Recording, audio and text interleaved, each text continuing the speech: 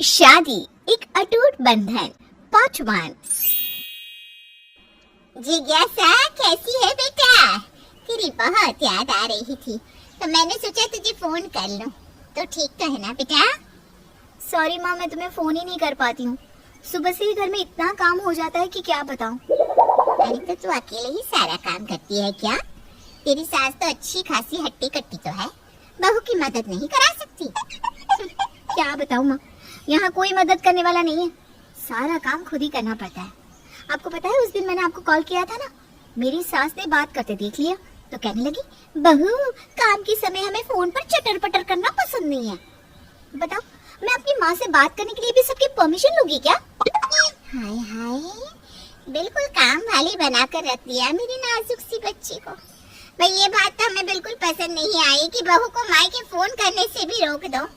बेटा तुझे उसी समय बोलना चाहिए था, नहीं तो ये लोग ना तुझे बिल्कुल नजरबंदी करके रख लेंगे। ठीक कहती हो माँ, जवाब देना भी जरूरी होता है। अब माँ जी ने मुझसे कुछ भी कहा ना तो मैं तो साफ साफ जवाब दे दूंगी। माँ को अपने ससुराल में घटने वाली सारी बात बताने के बाद जिज्ञासा ने फोन काट दिया। अगले दिन जिज्ञासा अपनी माँ से फोन पर बात कर रही होती है, तभी उसकी सास वहाँ आ जाती है। जिज्ञासा बेटा, जिगर को ऑफिस के लिए लेट हो रहा है, वो कब से तुझे आवाज लगा रहा है, जल्दी से उसका टिफिन दे दे। और बेटा तुझे कितनी बार कहा है मैंने कि काम के समय फोन पर समय बर्बाद करना अच्छी बात नहीं है। एक बार जिगर ऑफिस के लिए निकल जाए उसके बाद तो आराम से बातें करते बैठ। माँ जी, अगर अपनी बेटी के ऑफिस और टिफिन की आपको इतनी ही चिंता है तो आप आकर मदद क्यों नहीं कर देती? अब आप लोग मुझे मेरे मायके में बात करने से भी रोकेंगे क्या?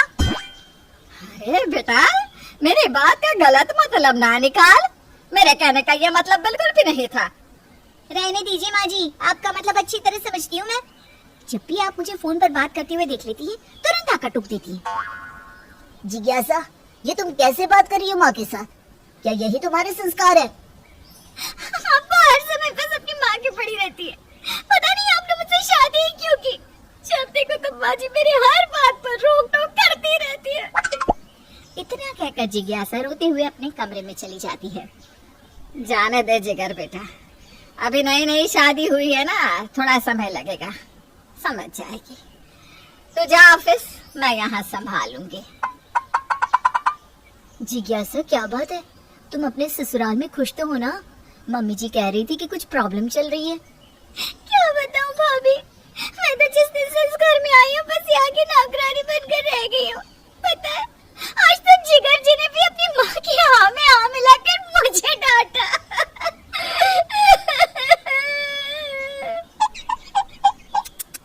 ये तो बहुत गलत बात है जिज्ञासा। देखो, किसी की भी ज्यादा बातें सुनने की जरूरत नहीं है। जिगर जी को साफ साफ समझा देना कि अगर ऐसे ही चलता रहा तो तुम अपने मायके चली जाओगी।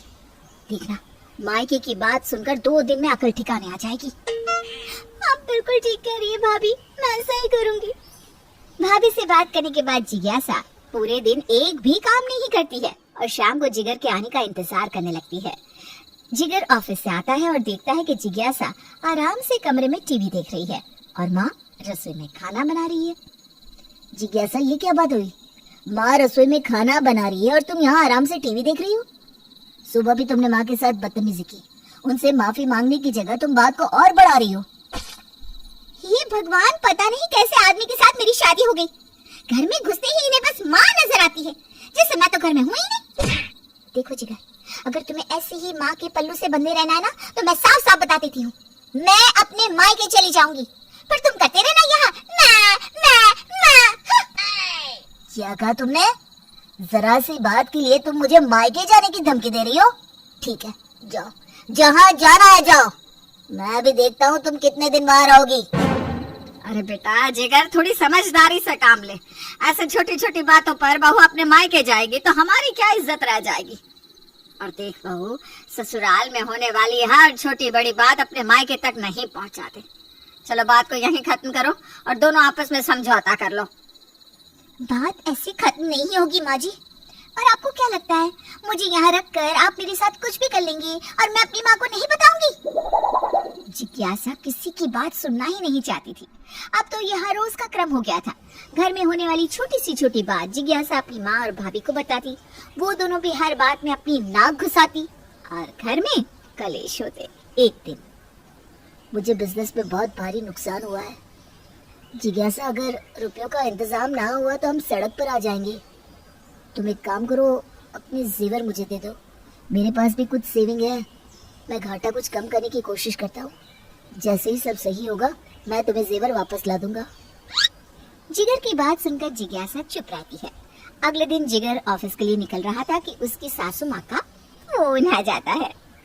दामाद जी, आपसे ये उम्मीद नहीं थी हमें। अपनी माँ की बातों में आकर आपने जिज्ञासा से उसके गहने तक वापस मांग लिए। लगता है गलत ही घर में रिश्ता कर दिया हमने लड़की का। अरे ये आप क्या कह रही हैं? मेरी माँ मुझसे ऐसा क्यों कहेगी? वो तो मुझे नुकसान हुआ तो मैं जिज्ञासा से मदद मांग रहा था। अब पति के कठिन समय में पत्नी ही तो मदद करेगी ना। हम सब समझते हैं बेटा, नुकसान हुआ तो आप अपनी माँ के जेवर भी तो गिरवी रख सकती थी। एक नई नवेली दुल्हन से उसकी जेवर मांगना ये कहाँ की समझदारी है? भाई हमें तो ये बात बिल्कुल नहीं जची। अब आप कल को मेरी बच्ची पर मायके से रुपए लाने का दबाव बनाएंगी। हम सब समझ रहे हैं आप लोग क्या प्लानिंग कर रहे हैं। देखिए, मैं आपकी बहुत इज्जत करता हूँ माँ जी, लेकिन इसका मतलब ये नहीं कि बिना कुछ भी जाने परखे आप मेरी माँ को अनाप शनाप बोलेंगी। आपको हमारे घर के मामले में बोलने की कोई जरूरत नहीं है। बेहतर होगा कि आप आज के बाद मुझे कभी फोन ना करें, नहीं तो मैं भी रिश्ते की मर्यादा भूल जाऊंगा। अरे क्या बात है बेटा, किसका फोन था? इतना नाराज क्यों हो रहा है तू?